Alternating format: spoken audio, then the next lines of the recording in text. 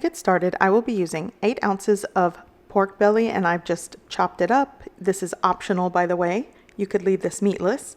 I'm also using 10 ounces of well-fermented kimchi. This is around 3 to 4 months old kimchi that I had left. I'm also using a 1/3 cup of liquid from the kimchi. I will be slicing half of this small onion, 5 bunches of scallions, 2.5 tablespoons of Korean soybean paste, and you can adjust that to your taste. I'm also using 2 cloves of minced garlic and 1 teaspoon of Korean red pepper powder. This is spicy, so if you like it really spicy, add more. If you don't want spice at all, don't. Just use the kimchi. I'm also using 1.5 teaspoons of sugar, and I like to use extra enoki mushrooms. You could use 1 pack. I'm using 2. I'm also going to be using 8 ounces of tofu. I actually grabbed soft tofu, but firm tofu works best. Okay, so I am preheating the pan that I will be cooking this stew in, and I like to use a large stainless steel pan. If you have a pot with a lid, that works too, but this is what I'm using today. So I'm going to start off by browning my pork. Now the reason why I do this is because I like to create a fond at the bottom of the pan, which I think really adds flavor to the stew. But I also want to render out some of that fat because, as you can see, pork belly is fatty. Now before I forget, I am going to add some salt to the pork belly, just a little bit, and then I'm going to continue browning it until I render some of that fat. And the fat that renders in the pan, I will be discarding it. Now you could avoid this whole first step of browning the meat and just leave it meatless, because I do that all the time as well.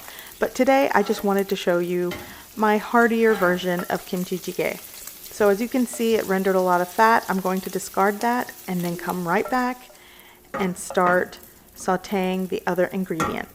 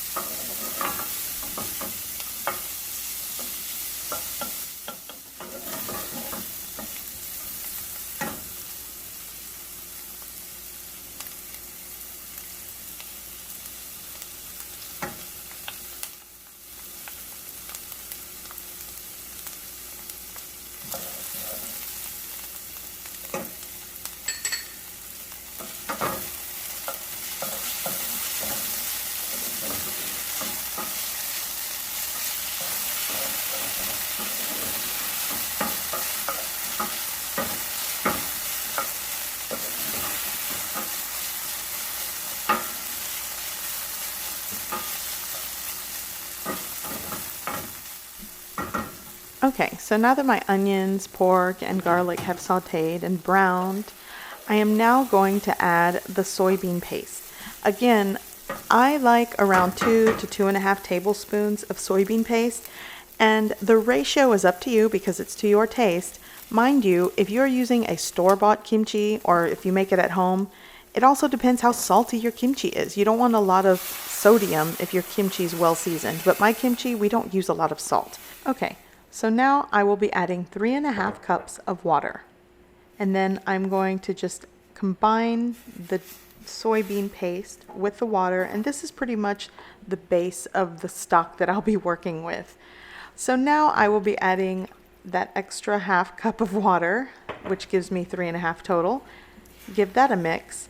Then I will be adding my 1/3 cup of kimchi juice. You might want to use more, but that's all I could squeeze out from the old kimchi that I had left.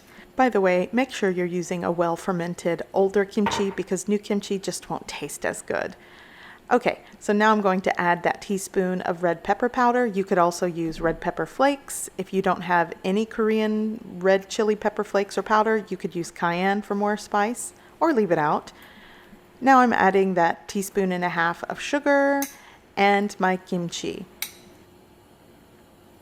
At this point, you want to give everything a good mix and taste it for flavor. So if you find that it tastes bland, add some more soybean paste. That is going to make it saltier. Now, if you don't have soybean paste, you can actually use Korean soy sauce, the soup soy sauce. That definitely works as well. So I've let this come up to a simmer. It took around 5 minutes. Now I am going to cover this with a lid, and I'm going to turn the heat down because I don't want it to boil over and come out. And I'm going to let this simmer on a low heat for 20 minutes.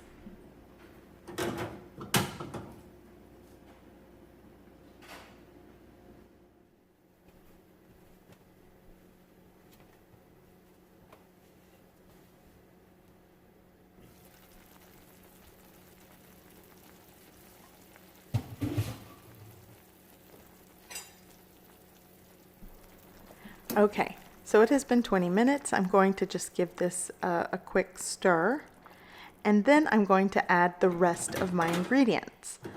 Now, I might have mentioned this earlier. The enoki mushrooms, those are optional. You could add any type of mushroom or you could leave it out. Now, if it's a meatless kimchi jjigae, I will say this, adding mushrooms does give it a great flavor.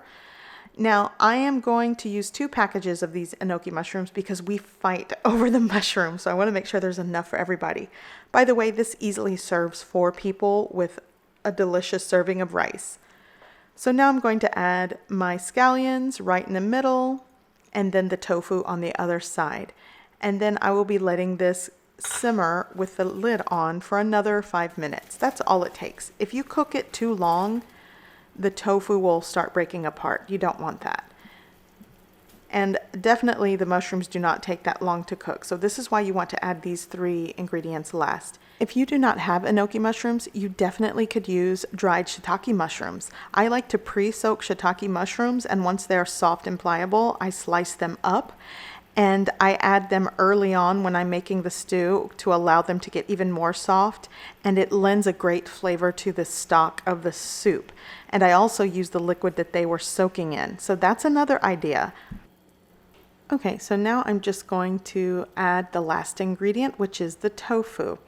And again, you can slice the tofu however you like.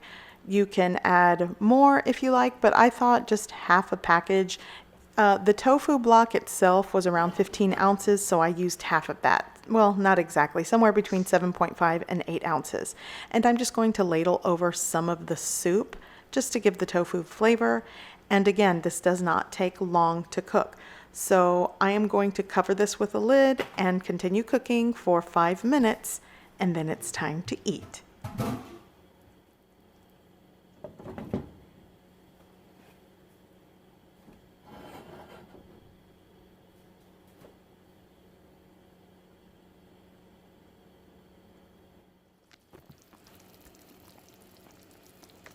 Okay, so my stew is ready, and as usual, my ultimate taste tester is standing over my shoulder in the kitchen because he is ready to eat. And I can't be mad at that because lunch is ready, and I do want him to enjoy this kimchi jjigae. And you definitely want to serve this with a delicious steaming bowl of rice. You want to try? And this easily serves 4. Good.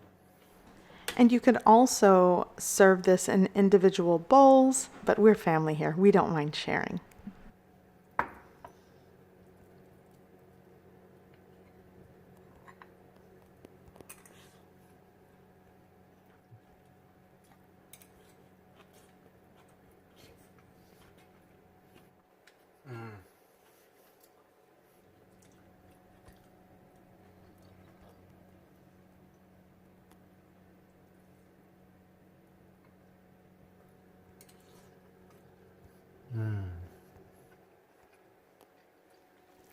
I hope you give this recipe a try.